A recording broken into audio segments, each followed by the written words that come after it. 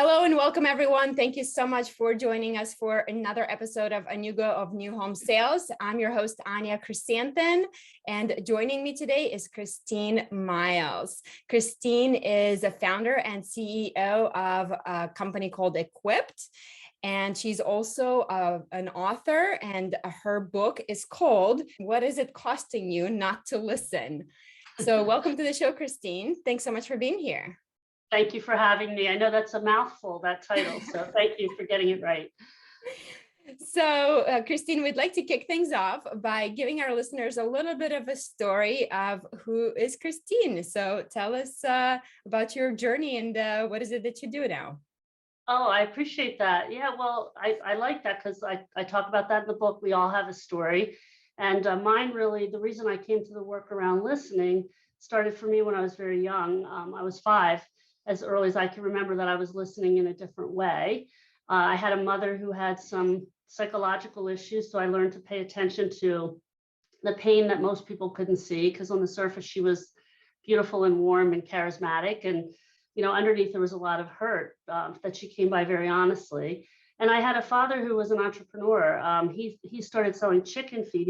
He grew up on a chicken farm, and parlayed that into a career, that early sales success into a career at Connecticut General, and then started his own business. So I watched him very intimately understand his customers from a very young age.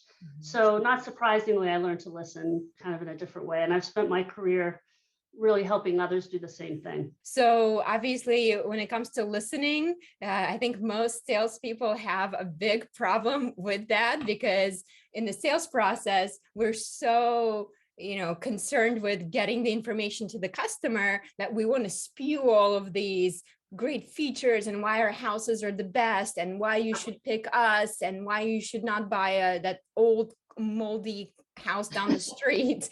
Yep. So we tend to talk more than we tend to listen. So it's an interesting title of the book, that what is it actually costing you not to listen? So what is it costing us?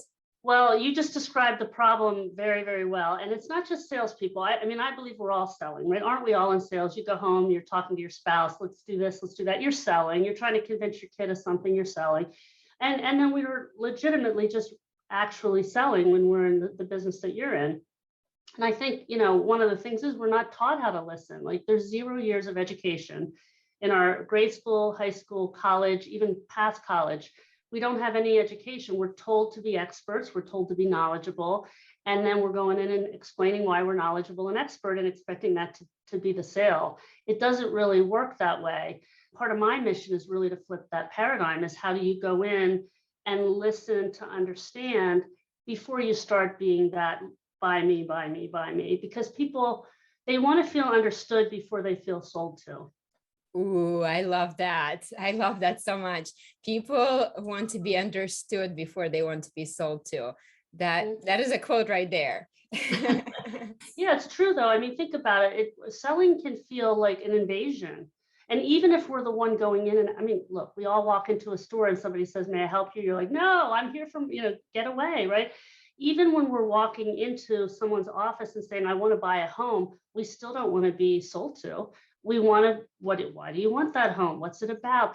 Learn about me before I'm going to learn about you, is what the human brain does. Mm-hmm. But then we're wired to go, no, let me tell you about me, to tell you why you should buy from me. And we just need to flip the paradigm. Both are needed. It's just what we do first. So can you give us some tips on how we can teach somebody to listen better? Or is there a technique? Because I know even for salespeople, sometimes it's hard to remember somebody's name, right? They walk in the door, we greet them, and then 5 seconds later, I don't remember what their name is. Yeah, what I want to say is it's not people's fault, salespeople or otherwise, that we're not listening well, not only because we're not educated, but because the brain is the biggest enemy of listening. Our brains are in overdrive. So you have a potential client come in and you're trying to remember their name, your brain's in overdrive. It's not relaxed. And so we're thinking about all the other things we might need to say or do. And probably more than anything, we're trying to solve the problem right away, because as salespeople, we're problem solvers. That's the main thing. You have a problem, I have a solution. Let me tell you about my solution. And so the brain kind of goes into overdrive. So we do need tools to sedate the brain, the subconscious brain, the one that's kind of in overdrive, and to be more effective. So it can be learned. I'm going to say we've made it simple, but not easy. There's simple and there's easy. They're two different things. But with the right tools, it does become simple. And I can share more about that. With the practice and the commitment to the task of using the tools, just like your builders need to use the tools, like they can't just build a house without a hammer or a screwdriver and all those things. It's not going to work that way. So we have to use the tools that are in our tool belt. So what are some of those tools that we could use? One of the things that I wrote about in the book, and by the way, we teach this to companies and organizations, salespeople, otherwise, to help them understand really how to practice and do this, much like an athlete would need to learn a new skill, because listening is a skill. It's not a sense. It's not what we're just going to automatically do. We need to help them understand what the tools are. And one of the most powerful tools is what we call the compass. Now, I liken it to, you wouldn't go in the woods on a backpacking hike, journey for a few weeks without anything in your backpack. So one of the things you need is a compass, and that helps you navigate and make sure you're staying on the path and not getting lost. The person talking can get lost as well as the listener. So how do you stay aligned? So one of those tools is really what we call the 6 most powerful questions. So what are questions that really open up the buyer in this case, or your client or customer? And one of those is, say they walk, I'll use your example. Somebody walks in, you might be thinking about their name, that's okay, but really think about why are they in your office? And so one of the ways to get there is simply to say, take me back to the beginning. Where did it start that you wanted to buy a home? And so take me back to the beginning really helps you set off on the journey or the path together, rather than I want to buy a home, now move forward, let me show you what we have. Until you understand that beginning, it's really hard to know really how to solve their problem, if you will. Yes, it's such a better question than how can I help you? Because you're right, when somebody approaches you with how can I help you, you're just immediately as a consumer shut off, because you're like, I don't want any help. Mm-hmm. And this is the path, to understanding, right? It's not an invasive question. It's let me understand where you've been. Maybe that is, in the pandemic, my wife and I both started working from home. We don't have enough space now, right? Doesn't that help you understand what their motivations and drives are, to really know how to really best solve their problem and best meet their need? So it's the path to beginning to understand, to listen to really uncover what the insight is, so that you can provide not only a solution, but really the best solution. And that's how you can set up the relationship very differently. So that simple, open-ended, take me back to the beginning, and then not saying anything else, letting them answer, will open up the floodgates in a very different way. So I think that most consumers, when it comes to buying a home, they are willing to share this information. But there are some, and I've certainly experienced when I was selling homes, that they tend to be more standoffish. And when you ask them for certain questions, they're almost taking the position of like, well, why am I going to tell you this? So you can just sell me, you can use that against me. So what do you recommend for kind of disarming that consumer? That's part of feeling sold to. And that question and the others that I'll share in just a moment alone disarms them, because you're not asking what they want or need. That's a sales question. How can I help you? Versus take me back. So my experience is that when you ask a question like that, people will open up versus close down. So we start the conversations without even realizing it in a much more problem-solving way. And that's what we resist, rather than, hey, let me see if I'm the right person to help you. Take me back and understand. Maybe I'm not the right one for you. So that's the disarming part, is it's not I'm going to fix this for you. It's like, what's going on here? So it really does shift things quite powerfully. Now, if you still get resistance, that's okay. You just kind of wait. They came to you for a reason, and you can just simply, they might tell you a little bit. And then here's the second question. They might say, well, we were both working from home, and then they stop. Then you can simply say, tell me more. These are the questions that great journalists and interviewers use. So they are proven, and therapists, quite honestly, because talk about resistance. You have somebody in your office that you're trying to get their personal story. How do you open them up? And it's really about just letting the story come to you rather than forcing that. So when you ask, tell me more, people will do just that. They will tell you more. And so you might have to kind of ease them into opening up, but these questions help open up the person talking or your customer. So Christine, let me ask you this. When you ask those questions and you're listening, do you recommend taking notes at that point or not taking notes? What is your take on that? Such a great question, because I get it all the time. So it's absolutely fine to take notes, and because we can't retain everything. Although when we do gather a story the way I'm describing it, our brains as a listener open up differently than when we're doing it in our typical way. But we still, some of the facts are important. So the thing that I would recommend is, if you're going to take notes, just say, I don't want to miss anything, so I'm just going to write a few things down when you're talking. That only means I care enough about what you're saying to write it. If you just start writing, people might think, oh, that's a little weird. But if you go, hey, I want to get all this, so I make sure I understand, then it's okay. Just don't try to write everything down. Just write high level things down. Otherwise, you're gonna miss the process of listening. That makes sense. So what are some other great questions that you can recommend asking? Well, this is a really important question in all businesses, but particularly the business you're in, because homes are so personal. I mean, this is where we're working, living, raising families. It means a lot to people. So really one of the most powerful questions you can ask is, how does it make you feel? So if somebody's coming in and talking about what they need or what they want or how it's been for them, I haven't had all the space we need. The family, well, how's it make you feel? How's it been for you? How are you feeling? Like, it's been horrible. We've been on top of each other. We're fighting more. People will tell you a lot. And then again, helps you really understand what's motivating them to have this need or want to buy, so that you can help solve the problem. Is there a general rule that you'd like to people to see follow, talking versus listening? Yes, the 80-20 rule right now, it's like 80-20 is, I think people tend to talk more like 80% of the time and listen 20% of the time. That should be the other way around. When we look statistically in the workplace, how much time is spent listening, for managers and leaders and executives, it's 40 to 80% of the time.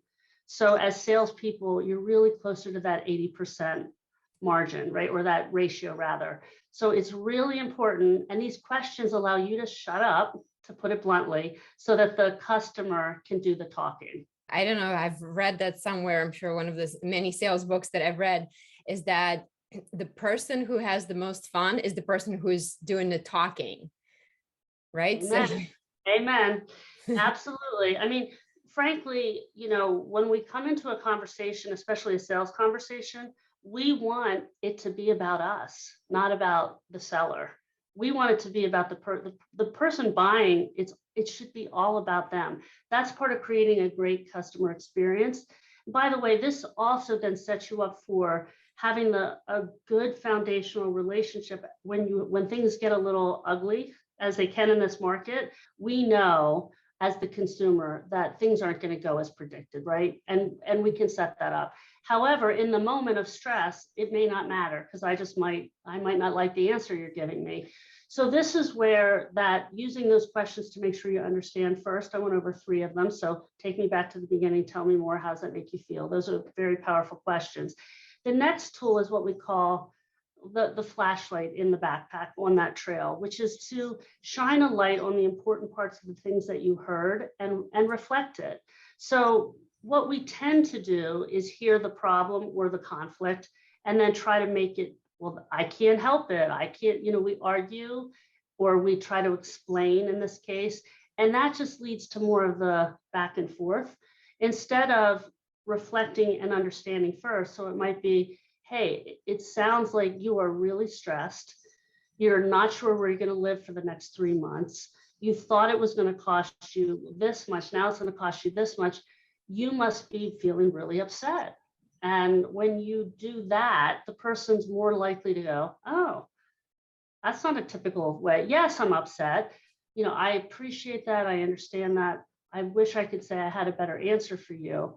But I want you to know that I get you. I understand. This is really hard. And I'm with you here. I know it's really hard. That de-escalates a lot. What are some of the things that are really keeping us from listening to the person that we're speaking with. Because Yeah. I know sometimes, I know for me, sometimes as a host, it's like, okay, what am I going to say next? What am I going to say next? Right? Yes. Problem solving from our research and from what the responses we get from the audiences we have is the number one interference, right? And the second one is what you just described. These are called listening inhibitors. That listening inhibitor is rehearsing. I'm thinking about what I'm going to say as the other person. That is so common, right? How do you not think about what I'm going to say next? Instead, that the brain's in overdrive. So the tools, when we have these questions and these other tools, we start to think about what, relax a little bit our brain, and then the tools do the work for us. Again, simple, but takes some practice. Like, you can show me how to use a hammer. I've seen people use it much more effectively than I can, but the more I hammer that nail, the less I hit my thumb and the more I hit the nail, right? Practice does that. Same with these tools. The compass, those questions, when you allow the questions to do the work, you don't have to work as hard to get the story. Then your brain's more relaxed and you can hear more of what is said and what is not said. The other one that's big is mind reading, which is I need to anticipate what they're thinking so that I can get ahead of it. It's very common. If for your listeners who are married or in a relationship, this is big. You should know what I'm thinking. That's not possible. You don't have that telepathic ability. So we tend to put a lot of pressure on ourselves in a conversation. When you're trying to mind read, especially in home building, you may be projecting some of your own insecurities or some of your own thoughts into the situation where it may not actually be the situation. So for example, I know, many times I've sold in the communities where you have overhead wires or you have a train tracks behind. And when somebody comes in and you're thinking right away, like, oh my gosh, they're going to say they hate this, they hate that. And that may not be the case at all. And you're almost like projecting that negative feeling of what wouldn't be acceptable to you onto them before they have a chance to express what they have to say about that. That is a very good example. I think that's part of that is the story we tell ourselves, right? That's the reason the brain is such the enemy of listening, is because we have our own story going off in our mind. So you may not want, it may matter a lot that you live behind, or in front of train track or, in that area. Someone else may not care at all. We make those assumptions, which is why it's so important, because our brain will tell us that story and then we're in our own heads. We need to understand what's really important to the customer before we go there. So letting them understand, because if it's not going to work, that's okay. Or it might just be fine. It might be, I care more about 4 bedrooms than where that house is located. If you put me somewhere where I have 2 bedrooms where there's no train, it's not going to work for me because I need more space. So it's such a beautiful example of what happens. But you also did something, Anya, that was so good, which is you reflected first what I said. Like, well, it sounds like this is what mind reading is. And that's exactly what we need to do more of with our customers, because it's such a rare thing to do that, to really reflect what we just heard before we start talking again. So I appreciate that you're already exemplifying that tool, or that maybe you just do that well on a daily basis. Either way.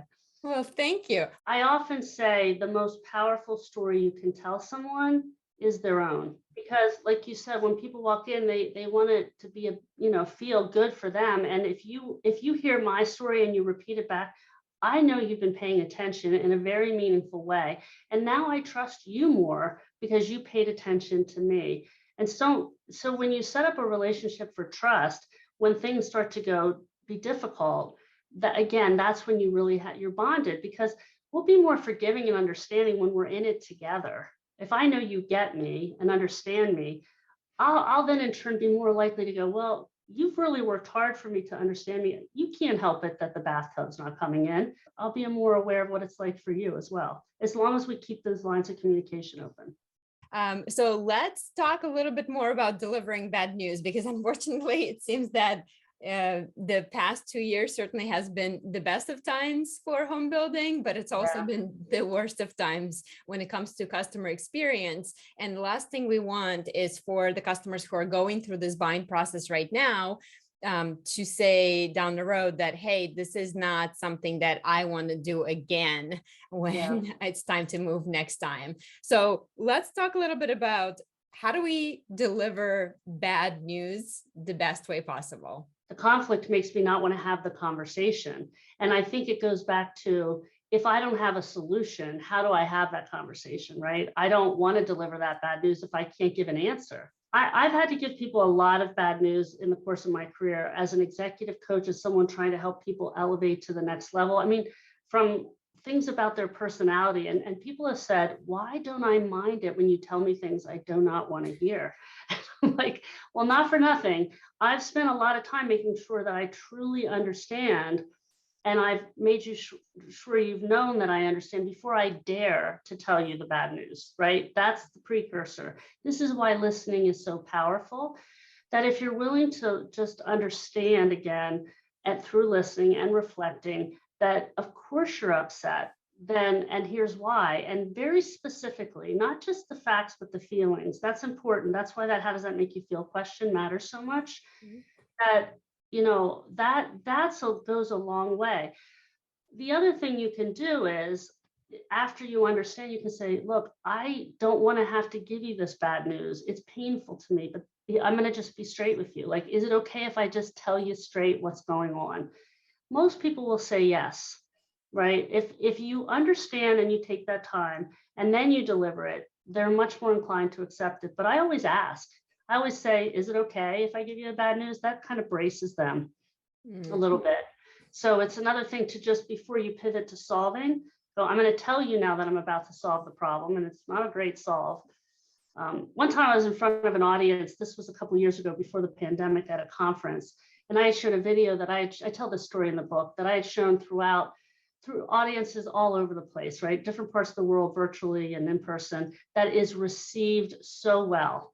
And like, people love it.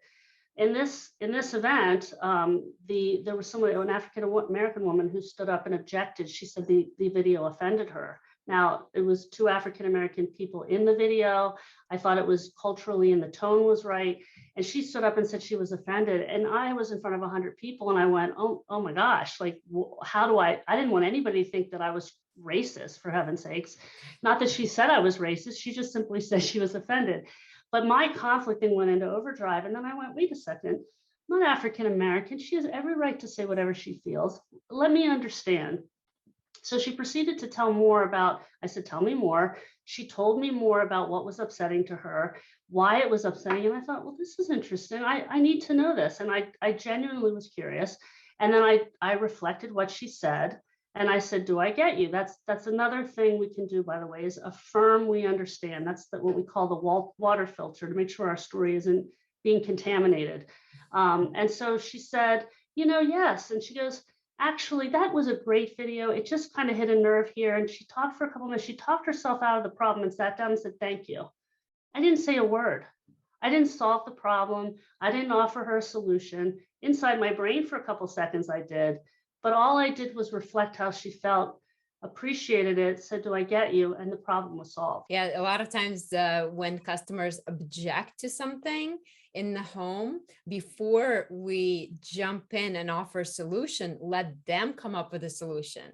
How would you address this? How would you work through this? And a lot of times they'll come up with their own solution, and that is so much better than you trying to offer the solution for them.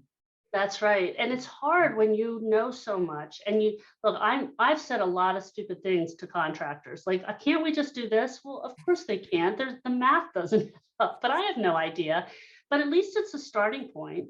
And at least that person understands what I want, so that they can figure out what's reasonable and what's possible. So that way you're involving me in the solution instead of just trying to come to it and making me accept it. So I think that's a really good strategy, but nothing like telling somebody their own story before you try to tell them what you need to do. So I think the trickiest part with that is taking that pause. And I think taking a pause when you want them to talk can be very uncomfortable. So whether it's negotiating or delivering bad news, when you want them to talk, you really need to say what you're going to say, And before I think the natural is to jump back in and to start throwing all these other things and excuses and all the stuff that we want to say. But the trick is to just pause and let them talk. And I think that's the part that most of us feel super uncomfortable with.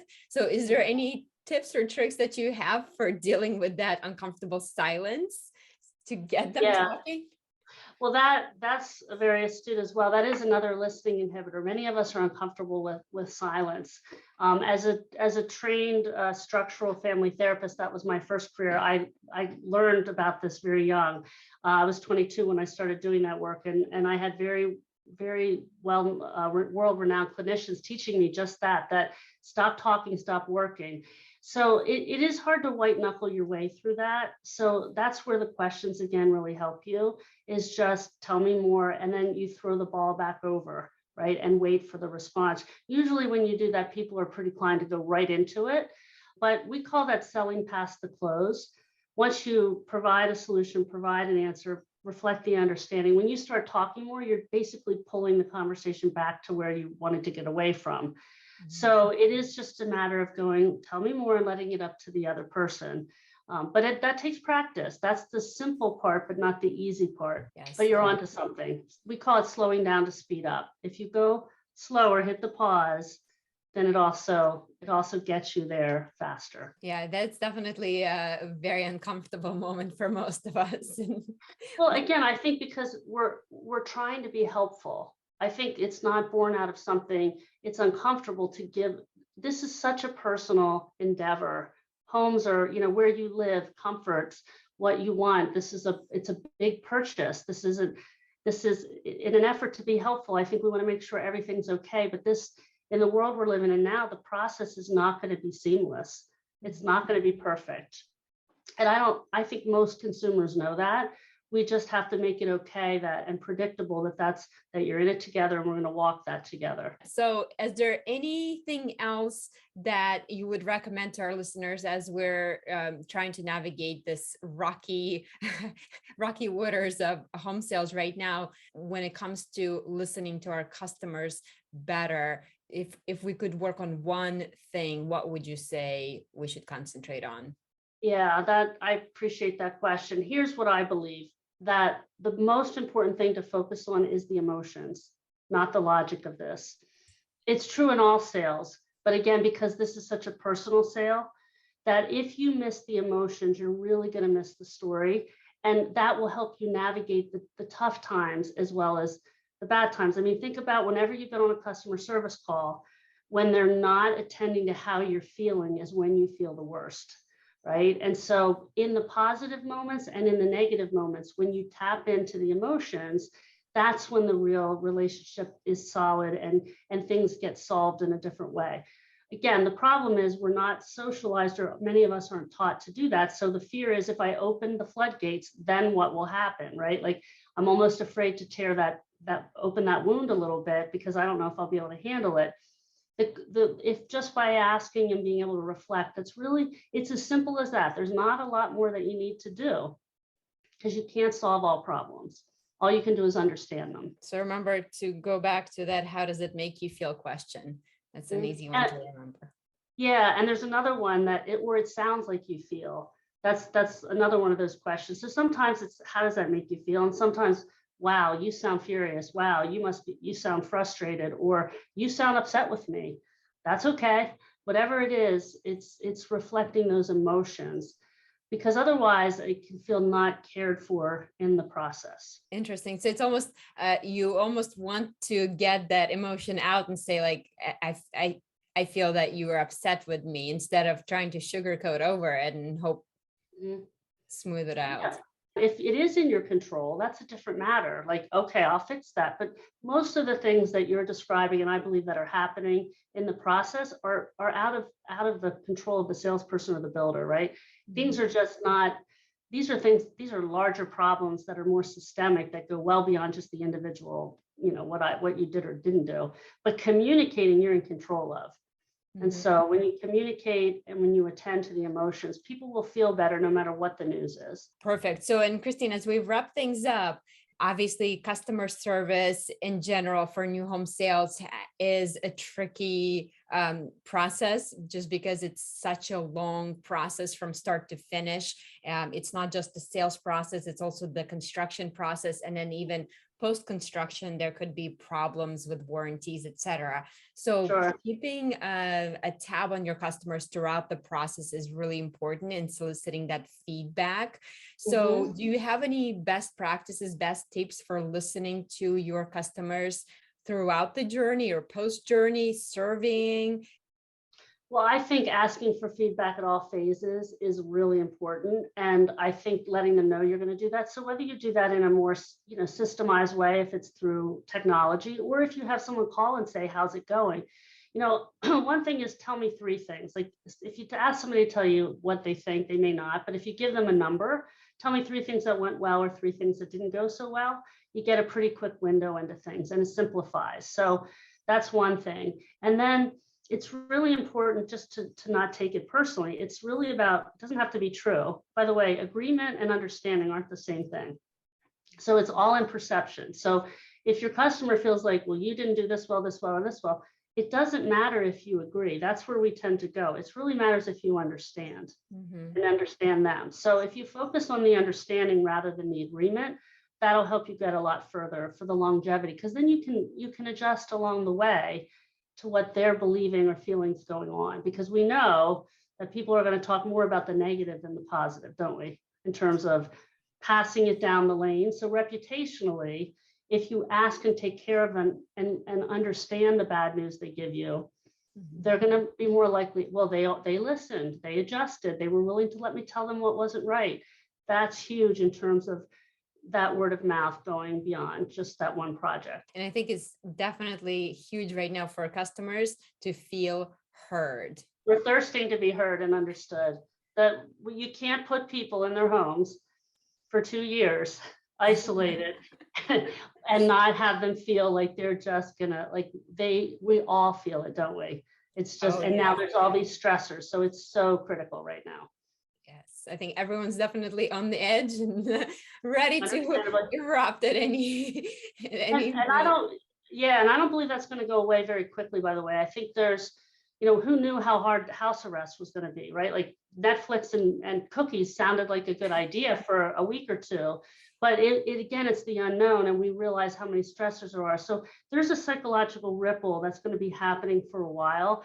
And so changing those expectations and managing them is going to be tricky, because we felt the pain of this. A lot was taken out of our control, and it had a psychological impact, some of us more than others.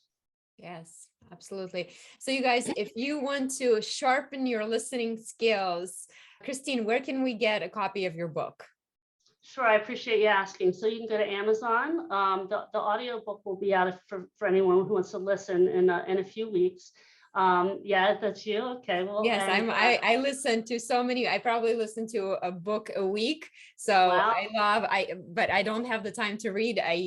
Hard, right? It's however you want to digest it. So that's coming. So if you're more interested in the audiobook, but Amazon, Barnes and Noble, you can go to whatisitcostingnotTolisten.com or to our website, Equipped, that's EQUIPT, T as in Tom, -people.com, any of those places. Perfect. And Christine, is there a place where you hang out on social media? If somebody wanted to connect with you, what's the best place? Yeah, so on Instagram, on Facebook, on Twitter, it's C Miles Listens. So we do share videos and tips and other things that support. So I'd love it for people to follow. That would be wonderful. Amazing. Well, Christine, thank you so much for being on today's show and sharing some of the best listening practices. I think in our industry, especially, it's a tough one. So we tend to talk more than we listen, and it's got to be the other way around. So you guys remember 20-80 or the 80-20 rule. Flip it. Exactly. Well, thank you for having me. Thank you so much for being on, and see you very soon. Bye. Bye.